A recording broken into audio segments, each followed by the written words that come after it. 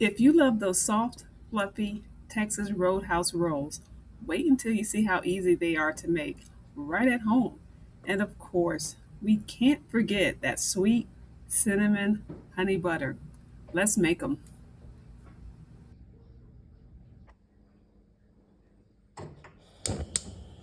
So I am going to start by heating my milk. Don't spill some. You don't want to use cold milk. Don't want it too high. So we're going to just heat this until it starts to some steam starts to come off of it, and we'll start to see bubbles form around the side. So this is what we want to see. We see the bubbles forming on the side. The milk has got some steam coming from it, so it's done. We're going to set it aside. We need to let this cool a bit. We don't want to, that's not the steam coming from the milk. I spilled something on here, so that's the smoke y'all are seeing. So we want this to cool a bit, because if we put yeast in this hot milk, it will completely destroy the yeast. So we have to let this cool a bit. So we're going to set that to the side. Once the milk is warm enough, you're just going to dip your finger in it. Make sure your finger is clean and it feels warm to the touch. Then it's ready to go. If it's still too hot, then you don't want to put this yeast in here. So I'm just going to use a packet of yeast. If you don't have a packet, then it's 2.25 teaspoons of yeast. So I'm going to add that in, and then I'm going to add in my 1/4 cup of honey. Skimp on it. All right, so we're just going to stir this. I'm using a whisk because I just want to make sure it's really incorporated.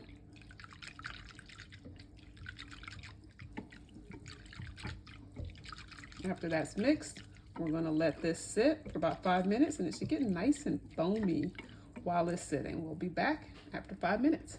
All right, as you can see, it looks foamy. It's got a very frothy look, so this is good to go.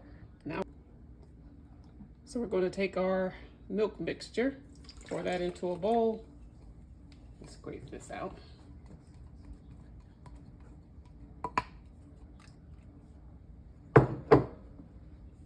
Our 3 tablespoons of butter. I'm going to save a tablespoon of this. This is actually 4 tablespoons. I'm going to save a tablespoon to use later. 1 egg. And 1/2 teaspoon of salt.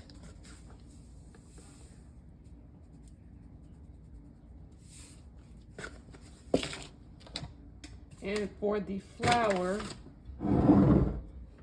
I'm gonna go ahead and add in 2 cups of flour. Now when you're measuring the flour, make sure you're spooning it into the measuring cup. Do not put the measuring cup into the flour and scoop out. You will get way too much flour and your bread will be way too dense. So make sure that you're scooping it out and you're leveling the flour in the measuring cup. So that's 1 cup.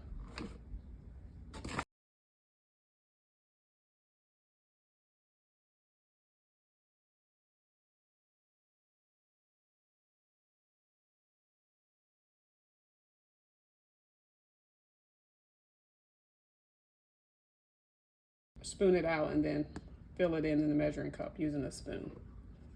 Or you can use a scale, which is actually the better way to get accurate measurements for your ingredients.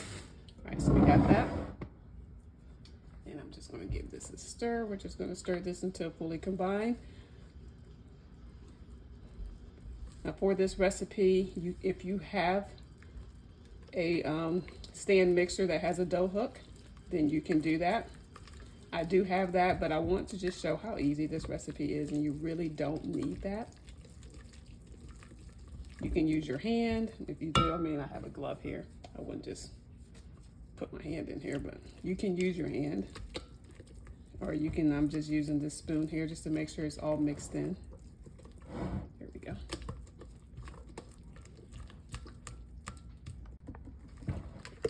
I did decide to put the glove on and go in with my hand because I want to tackle some of these lumps that's in here. We really want this dough to be smooth, not lumpy. I'm just spinning the bowl and I'm working the mixture up against the bowl to conquer those lumps. So just keep doing that.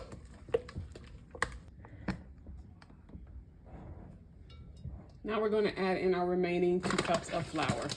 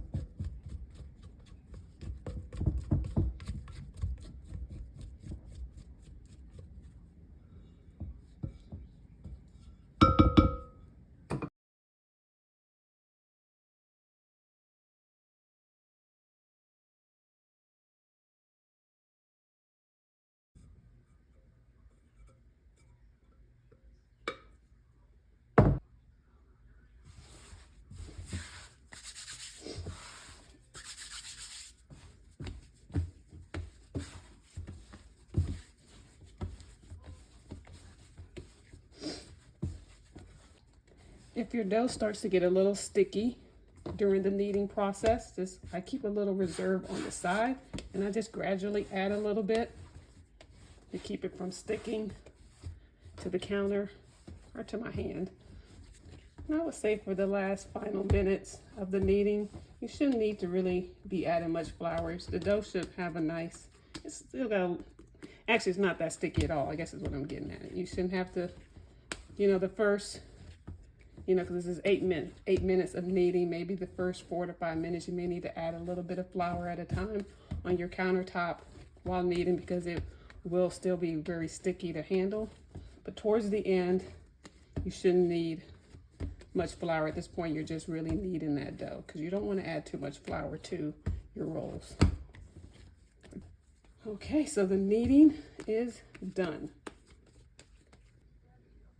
I'm just going to put this dough in a large greased bowl. I'm just using some olive oil.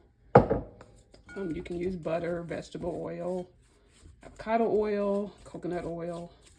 We just need the bowl to be greased.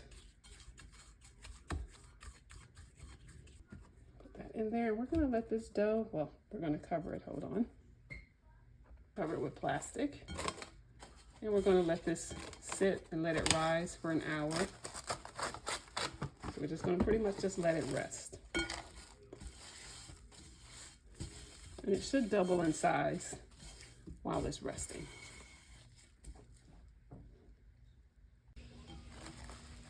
So it has been an hour, and you can see that the dough has definitely doubled in size. So now we're just going to get ready to roll this out. Now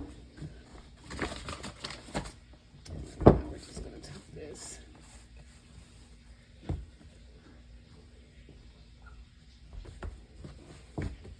We're going to roll this to about half an inch thickness.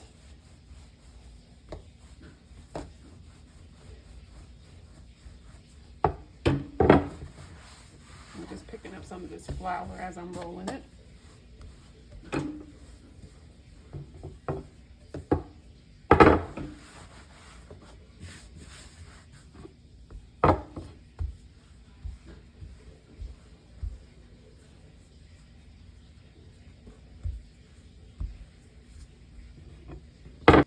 Pretty close to about half an inch, probably a little thinner than that. I want to try to get this as even as possible.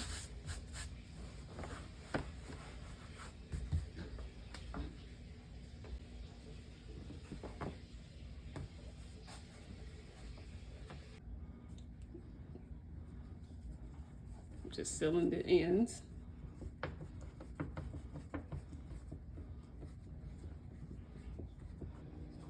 I'm just going to cut this in half.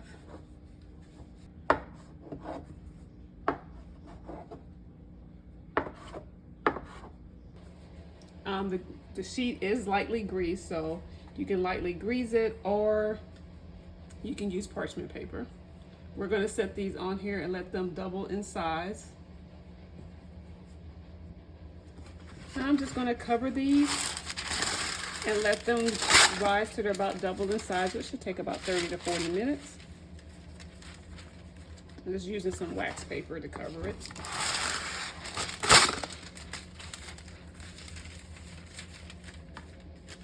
And we're gonna let this sit. It has been 40 minutes exactly, and as you can see, these have doubled in size.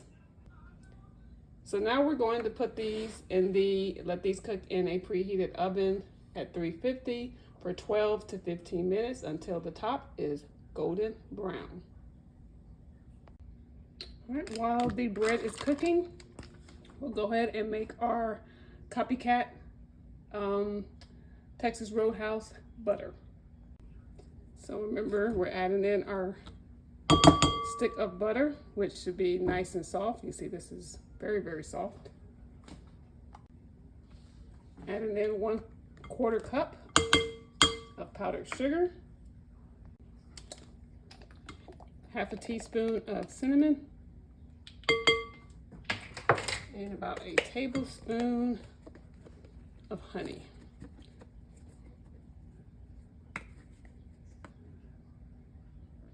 There we go. I'm just going to give this a quick mix.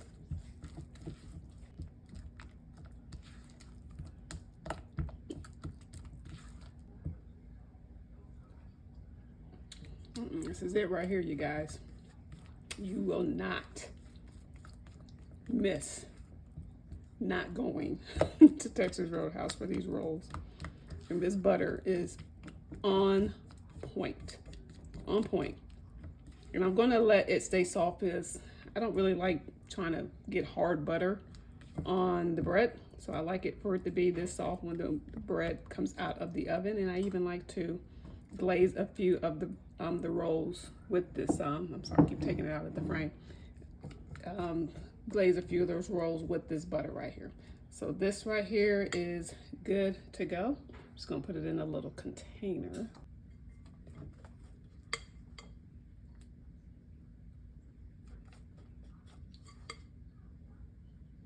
Butter is perfect. And these rolls are done. I'm just going to show one cookie sheet, but they are done. A little more. Nice golden brown, not too brown at the bottom. I'm just going to spread a little butter on top. And like so, this right here is just a tablespoon of some melted butter, but this right here is a tablespoon of melted butter. This right here is a tablespoon of melted butter, but I also added in a little bit of the sweet butter also in here that we are going to brush on top. It's going to really replicate that recipe that we love on our rolls. Another thing these rolls remind me of, without the sweet butter, but just the butter, is the rolls from Ryan's Steakhouse. Does anybody remember Ryan's? Anybody remember eating there? I know a lot of people know about Golden Corral, but Ryan's was the thing back when I was younger. I ain't gonna tell y'all my age, even though I probably just did. But yeah, Ryan's was it. So yeah, we're just gonna brush the butter on these rolls. Look how pretty and shiny those are. You guys cannot tell me this does not look like the rolls from that restaurant.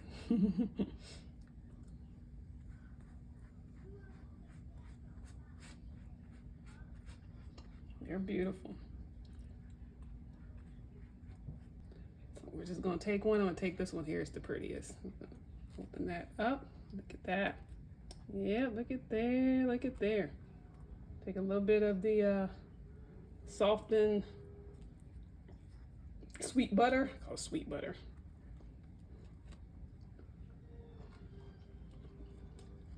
Yeah. For those who are making the decision to just cook at home, this is doable. and it's delicious and it's not hard. So thank you so much for joining my channel. I look forward to seeing you on the next video. And may your kitchen always feel like a hug by Grandma. Take care.